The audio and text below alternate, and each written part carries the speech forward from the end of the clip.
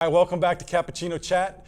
Today I'm talking with Ryan at Connect Booster. Now, if you are already a client of ours, you are familiar with this product. We are sending out our notices and our payment gateway provider, if you will. So you can now pay all your bills with us online. So those of you familiar with that are already familiar with his product. Absolutely. So Ryan, tell me a little bit about how Connect Booster came to be and why you created this company. Yeah, great question. So I own a service-based business in addition to the software business. I'm in the point of sale business. I originally grew up in the payment processing space. Okay. So we were used to being paid on an automated basis, and we never dealt with aging AR. We were ill-prepared to run a service-based business, and all of a sudden we had aging AR, and people weren't paying us for implementations of point of sale and the monthly service contracts, and we were looking for things that integrated to our accounting package.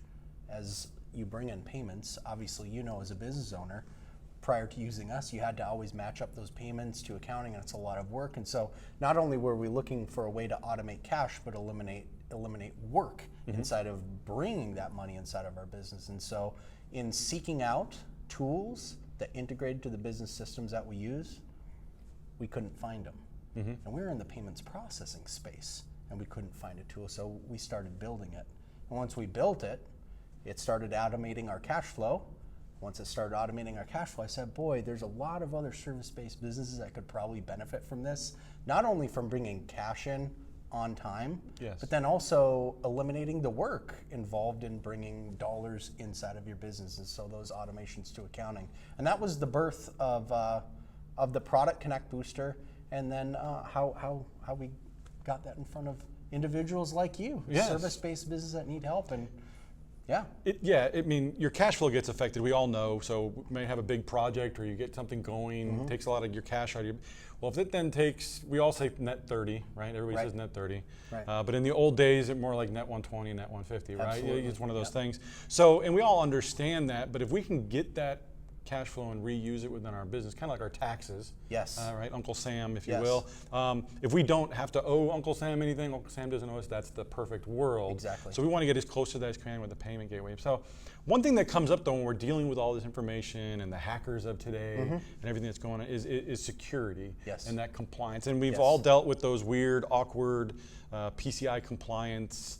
Your bank wants to know what you're doing in the checklist and stuff like that. So, so how do you address that and help your clients with that? Well, it's all about having access to the data, but not holding the data. Okay. And so as a technology provider, what we do is we make it really easy for our clients and our partners to have access to that data through our tool, but it's not living in your network, it's not living in the client's network. You know, they have access to it, but it's secure. So all that data is being held offsite in a PCI compliant environment.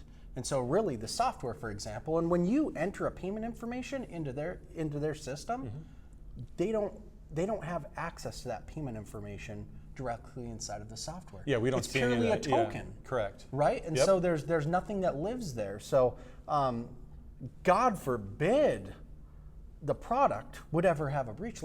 Payment information is not a worry. It's held inside of a PCI compliant environment, locked down.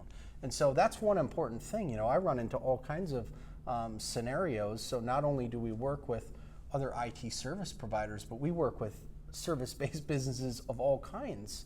And we see people that have a master spreadsheet with credit card numbers, right? Because they have some type of a recurring bill, or they have the filing cabinet, right? And there are ways and technologies out there that can help remove you from the liability while still having easy access to do business with your clients, and that's one of the things that we provide. Yeah, I was just talking with another MSP here at the convention, and he recently deployed a tool, and the tool went out and looked at some of the desktops on this network for this client, right? And it found text files, plain text files containing credit card information in plain text. So if that computer was breached, God forbid, you know, that kind of information that would be out there. And you know, one of the things that it makes it really simple is you don't have to learn a new tool.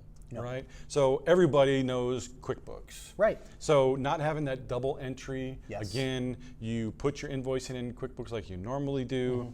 your client gets notified, they go to a portal, they pay it. Exactly. Your system then puts back into quick, Yes. and everyone's happy. You're not hiring more people, you're actually kind of taking some of those man hours to let that person that's probably wearing 2, 3, 4, 5 hats, right, within the company to kind of get back to having a little bit of extra time maybe.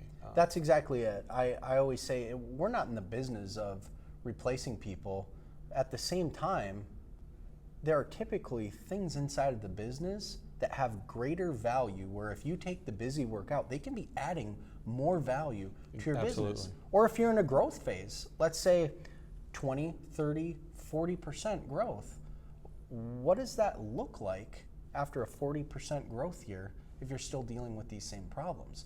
Well, now you're talking about needing to hire another person. Yeah. And I mean, humans are train them, expensive, get right? them up to speed, all that. And so, implementing automation, it's not always about, eliminating individuals in your workspace. It's about making their time the most effective, and they can add more value to your business. Heck, they might be getting a raise because they're adding more value to your business, right? Exactly. So, I mean, that's a completely flip side of the conversation that often people walk down that road of automation is replacing.